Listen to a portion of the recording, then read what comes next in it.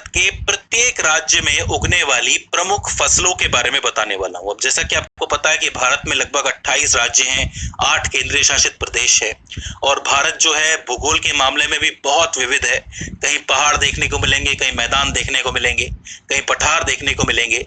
तो इसी वजह से यहाँ पे अलग अलग राज्यों की अलग अलग प्रमुख फसलें होती हैं। तो आज हम नक्शे की मदद से उसे ही समझने वाले हैं। लेकिन उससे पहले मैं आपको बताना चाहता हूं कि भारत में कितने प्रकार की फसलें उगाई जाती हैं। तो देखो, भारत में फसलों को कई प्रकारों में बांटा जाता है, जैसे कि मौसम, कृषि पद्धति, मिट्टी या फिर क्षेत्रीय परिस्थिति। उन्हीं आधारों पे भारत में मुख्य रूप से 6 प्रकार की फसलें उगती हैं। सबसे पहले आती है खरीफ की फसलें। इसका नाम आपने सुना होगा, खरीफ की फसलें। ये जो फसलें होती हैं ये मानसून के मौसम में उगाई जाती हैं।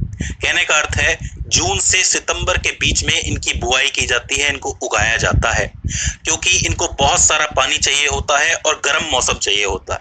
मतलब गर्म मौसम और बहुत ज्यादा पानी की मदद से ये इजीली उग जाती है। उदाहरण के तौर पे चावल, मक्का, मूंगफली, सोयाबीन, कपास, गन्ना और तंबाकू जैसी फसलें, इनको बहुत ज्यादा पानी चाहिए होता है और बहुत गर्मी चाहिए होती है जिससे ये पक सके। तो आप एक बात समझ लो कि जिन राज्यों में ज्यादा पानी है उन राज्यों में इजीली चावल, मक्का, मूंगफली की आपको खेती देखने को मिल जाएगी। अगर कटाई की बात की जाए तो सितंबर, अक्टूबर और कभी-कभी नवंबर के महीने तक इसकी कटाई चलती है। बेसिकली तो अक्टूबर तक खत्म हो जाती है, लेकिन कुछ किसान अपने हिसाब से काम करते हैं और आपको पता है कि भौगोलिक परिस्थिति भी बदल रही है, इस वजह से ये समय थोड़ा-थोड़ा बदलता रहता है। तो ये हो जाती है खरीफ की फसलें। बात करें रबी की फसलों के बारे में तो इनकी बुआई ठंडे मौसम में यानी कि सर्दियों के मौसम में होती है। मेनली आपको बुआई अक्टूबर या नवंबर में देखने को मिल जाती है, लेकिन कुछ किसान ऐसे भी होते हैं जो 15 सितंबर से 15 अक्टूबर के बीच में बुआई कर देते हैं और कुछ लोग 15 अक्टूबर से 15 नवंबर के बीच में करते हैं। होता यह है कि इसको पकने के लिए ठंडा वातावरण चाहिए होता है और थोड़ी कम नमी मिली तो भी ठीक है, लेकिन ठंडा वातावरण बहुत जरूरी होता है। उदाहरण के तौर पे गेहूं, जौ, सरसों, चना, मटर, आलू और राई, ये ऐसी फसलें हैं जो बेसिकली रबी की फसलें कही जाती हैं और ठंडे माहौल के अंदर, ठंडे मौसम के अंदर ये पकती है। तो ये वो होती है रबी की फसलें। इसके बाद आती हैं जायद फसलें। जायद फसलें ऐसी फसलें होती हैं जो गर्मी के मौसम में मार्च से जून के बीच उगाई जाती हैं। ये एक बहुत ही छोटे मौसम में उगाने वाली फसलें होती हैं जो अधिक गर्मी में कम समय के अंदर पक जाती हैं। उदाहरण के तौर पे तरबूज, खीरा, भिंडी, धान और कद्दू। आपने देखा होगा कि जो तरबूज है वो बहुत कम समय के लिए आता है, गर्मियों में आता है। आपको पता है कि बहुत ज्यादा गर्मी चाहिए फिर ये उगता है, पानी से बना होता है, पानी की जरूरत होती है, फिर बहुत कम समय तक रहता है। तो जैसे ही इसका समय निकलता है तो तरबूज की मिठास कम हो जाती है। आप देखोगे कि एक सीजन में एक वक्त पे तो मिठास बहुत ज्यादा है, लेकिन थोड़े समय के बाद मीठे तरबूज आना कम हो जाते हैं क्योंकि सीजन निकल गया होता है। तो छोटे सीजन की फसलें हैं जायद फसलें, इनको भी आपको याद रखना है। इसके बाद आती हैं बागवानी फसलें। ये वो फसलें होती हैं जिसमें मुख्य रूप से फल, फूल और सब्जियां आती हैं या फिर मसाले आते हैं। ये फसलें एक विशेष प्रकार की मिट्टी, जलवायु और देखभाल की आवश्यकता से पैदा होती है। मतलब इन्हें विशेष प्रकार की मिट्टी चाहिए, स्पेशल जलवायु चाहिए और देखभाल ज्यादा चाहिए, क्योंकि सब्जियां हैं, फल हैं तो जल्दी सड़ भी सकते हैं, इनके साथ कुछ भी हो सकता है, तो इनको देखभाल की जरूरत पड़ती है। उदाहरण के तौर पे आम, केला, नारियल, सेब, अनानास, टमाटर, बैंगन, पत्ता गोभी, गाजर, मिर्च, अदरक, लहसुन, हल्दी, गुलाब के फूल या फिर गुलदाउदी, गुलदाउदी भी एक फूल होता है। ये सारी की सारी फसलें जो हैं ये बागवानी फसलें कहलाती हैं। अब एक बात आप ध्यान दो कि दैनिक जीवन में इन चीजों की बहुत जरूरत होती है, इन सब्जियों की, तो ऐसे में ये व्यवसाय के लिए इंपॉर्टेंट मानी जाती है। व्यावसायिक फसलें भी कहा जा सकता है इनको, तो इसे आपको अच्छी तरीके से याद रखना है। इसके बाद आती है औद्योगिक या फिर नकदी फसलें, यानी कि ऐसी फसलें जो उद्योगों के लिए बहुत ही इंपॉर्टेंट मानी जाती है, यानी कि उनका जो कच्चा माल होता है, उनकी जो फसलें होती हैं डायरेक्ट उद्योगों में जाती है। उदाहरण के लिए आती है कपास, जो कि वस्त्र उद्योग के लिए जरूरी है, तंबाकू जो कि धूम्रपान उद्योग के लिए जरूरी है, और रबर जो कि रबर उद्योग के लिए जरूरी है। इस बात को समझो कि ये ऐसी फसलें हैं जिनसे पैसा कमाया जा सकता है।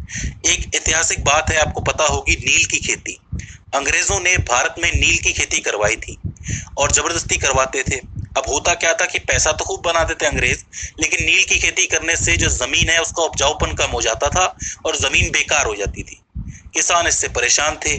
गांधी जी ने चंपारण में इसी के खिलाफ आंदोलन किया था। पहला आंदोलन गांधी जी का था चंपारण आंदोलन, आपको पता होगा।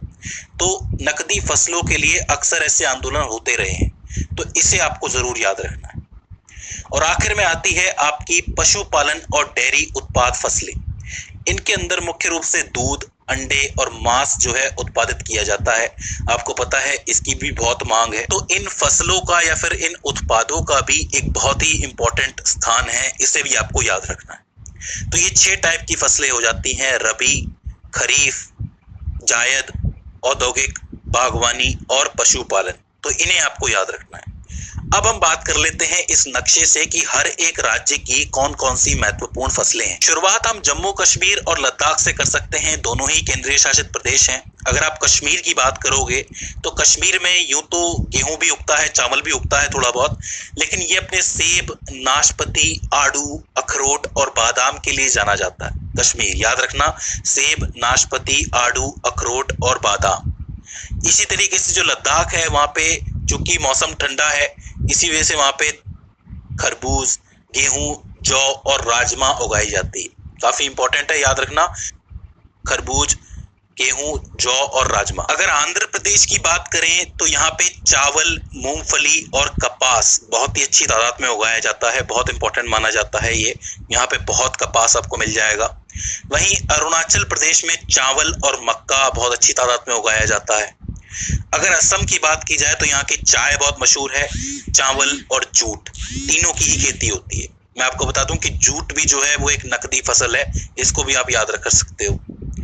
अगर आप बिहार चलोगे, चूंकि ये पश्चिम बंगाल के पास है, तो यहाँ पे आपको चावल, मक्का, गेहूं और गन्ना मिल जाएगा। वो इसलिए क्योंकि बिहार, पश्चिम बंगाल, इन एरिया के अंदर आपको पानी बहुत मिलेगा। जहां पानी है वहां चावल है, ये बात याद रख लेना, जहां पानी है वहां चावल है। तो बिहार में चावल, मक्का, गेहूं और गन्ना। इसी तरीके से छत्तीसगढ़ की आप बात करोगे तो यहाँ पे भी आपको चावल, तेंदुपत्तियां और मूंगफली मिल जाएगी, बहुत अच्छी तादाद में मिल जाएगी। गोवा की बात करोगे तो यहाँ पे भी पानी है, तो आपको चावल मिल जाएगा और काजू स्पेशली मिल जाएगा। काजू बहुत ही इंपॉर्टेंट फसल है वहां की। गुजरात की बात की जाए तो यहाँ पे कपास, मूंगफली, सरसों और गन्ना उगाया जाता है। अगर आप हरियाणा की तरफ चलोगे तो हरियाणा में गेहूं, चावल और सरसों अच्छी तादाद में उगाया जाता है। हिमाचल प्रदेश जो कि एक ठंडा एरिया है, तो यहाँ पे सेब, चावल और मक्का अच्छी तादाद में उगता है। झारखंड की तरफ अगर आप दोबारा चलोगे तो झारखंड भी बिहार के पास ही है, एक समय पे बिहार का ही हिस्सा हुआ करता था। तो यहाँ भी आपको चावल, मक्का, गेहूं और गन्ना अच्छी तादाद में मिल जाएगा। अगर आप थोड़ा साउथ में कर्नाटका की तरफ चलोगे तो यहाँ पे चावल, कॉफी, मूंगफली और कपास अच्छी तादाद में पैदा होता है कर्नाटका में, याद रखना। यहीं से थोड़ा केरल की तरफ चलोगे तो केरल में आपको रबर, नारियल और चावल मिल जाएगा। याद रखना, जहां जहां पानी वहां वहां चावल, कोई कंफ्यूजन वाली बात ही नहीं है। मध्य प्रदेश की अगर हम बात करें, बिल्कुल बीच में आ जाए, तो यहाँ पे आपको गेहूं मिलेगा, चावल मिलेगा, सोयाबीन मिलेगा, कपास मिलेगी। ये भी एक अच्छा खासा उत्पादन है, इसे आपको याद रखना है। महाराष्ट्र की अगर आप बात करोगे तो गन्ना, कपास, सोयाबीन और मूंगफली बहुत ही इंपॉर्टेंट है, याद रख लो। क्योंकि यहाँ पे उद्योग भी आपको मिलेंगे तो कपास यहाँ की बहुत इंपॉर्टेंट हो जाती है। अगर आप मणिपुर की तरफ चलोगे, थोड़ा नॉर्थ ईस्ट की तरफ जाओगे, तो यहाँ पे चावल और मक्का आपको मिल जाएगा। मेघालय में भी चावल, अनानास और सुपारी की खेती बहुत अच्छी होती है। मिजोरम में भी चावल और मक्का बहुत ज्यादा है। नागालैंड में भी चावल और मक्का बहुत ज्यादा है। इसी तरीके से अगर आप उड़ीसा आ जाओगे तो यहाँ पे भी आपको चावल, आम और काजू मिल जाएगा। पंजाब की अगर हम बात करें, पंजाब की बात करना बहुत ही जरूरी है क्योंकि अन्नदाता कहलाता है पंजाब। गेहूं, चावल और कपास की अच्छी खासी खेती होती है और बहुत ज्यादा उत्पादकता यहाँ पे होती है, याद रखना। राजस्थान चलोगे, आपको पता है कि यहाँ पे पानी थोड़ा कम है, इसलिए यहाँ पे गेहूं आपको मिल जाएगी, सरसों, जौ और कपास। कपास भी थोड़ी बहुत यहाँ हो जाती है, लेकिन गेहूं की अच्छी खासी यहाँ पे खेती होती है, तो इसे आपको याद रखना है। सिक्किम की तरफ चलें तो सिक्किम आपको छोटा सा दिखेगा, यहाँ पे इलायची उगती है, चावल उगता है और मक्का उगता है। तमिलनाडु रह जाता है। तमिलनाडु के अंदर चावल, कपास, मूंगफली और केला अच्छी खासी तादाद में उगता है। आपको पता है कि साउथ के एरिया में जो केले की खेती है वो इंपॉर्टेंट मानी जाती है, क्योंकि केले के पत्तों का अच्छा खासा व्यापार यहाँ पे होता है। तेलंगाना में आप जाओगे तो तेलंगाना में आपको चावल, कपास, मूंगफली, ये 3 फसलें बहुत ही अच्छी तादाद में मिल जाएंगी। त्रिपुरा की बात की जाए तो त्रिपुरा में चावल और अनानास की खेती बहुत अच्छी होती है। उत्तर प्रदेश की बात की जाए तो आलू, चावल, गन्ना और गेहूं बहुत ही अच्छी तादाद में होता है, क्योंकि गन्ने को पानी चाहिए होता है, चावल को पानी चाहिए होता है, आलू है, गेहूं है, अच्छी खासी फसलें हो जाती हैं। उत्तराखंड की हम बात करें तो यहाँ भी सेब उगता है, क्योंकि ये ठंडा एरिया है। चावल है, गेहूं है और आलू है। और आखिर में चावल के बेताज बादशाह की बात की जाए तो वो है पश्चिम बंगाल। पश्चिम बंगाल चावल में सबका बाप है, ये समझ लो कि चावल, जूट, आम और चाय, क्योंकि पश्चिम बंगाल में गंगा नदी आती है। इसके अलावा थोड़ा बहुत बंगाल के अंदर आपको हिमालय भी मिल जाएगा, समुद्र से भी जुड़ा हुआ है, तो अच्छा खासा पानी है यहाँ पे, तो चावल तो बहुत ज्यादा होता है। आम और चाय की खेती भी यहाँ पे हो जाती है। तो इस तरीके से हर राज्य में कुछ फसलें हैं जो इंपॉर्टेंट मानी जाती है। यहाँ पे आपको कॉमन चावल मिलेगा, मक्का मिलेगा, तो इसे आपको जरूर याद रखना। अब आप एक चीज नोट कर सकते हो कि भारत में चावल बहुत ज्यादा उगता है, लगभग हर राज्य में चावल जरूर उगता है। इसका अर्थ ये है कि पूरी दुनिया में चावल के उत्पादन में भारत का स्थान दूसरा है और पहला चीन का है। तो इस चीज से आपको एक अंदाजा लग जाता है कि चावल इतना उगा रहा है भारत, तो उत्पादन में दूसरे नंबर पे, इस वजह से ये एक्सपोर्ट भी करता है। तो इसलिए इसको आपको स्पेशली याद रखना है। भारत का स्थान दूसरा है फिलहाल अगर देखा जाए तो, पहला किसका है? चीन का है। तो ये हो जाती हैं भारत के हर राज्य की कुछ महत्वपूर्ण फसलें। अब ऐसा नहीं कि फसलें और नहीं उगती है, बहुत सारी उगती हैं, उनके बारे में भी बात करेंगे, लेकिन इनको आपको जरूर याद रखना है क्योंकि इनसे सवाल बन सकता है। तो दोस्तों, मुझे उम्मीद है कि ये वीडियो आपके लिए हेल्पफुल साबित रही हो। अगर इसके बाद भी इसके अंदर आपको कोई क्वेरी आती है, कोई दिक्कत आती है, तो आप हमें कमेंट सेक्शन में बता सकते हैं।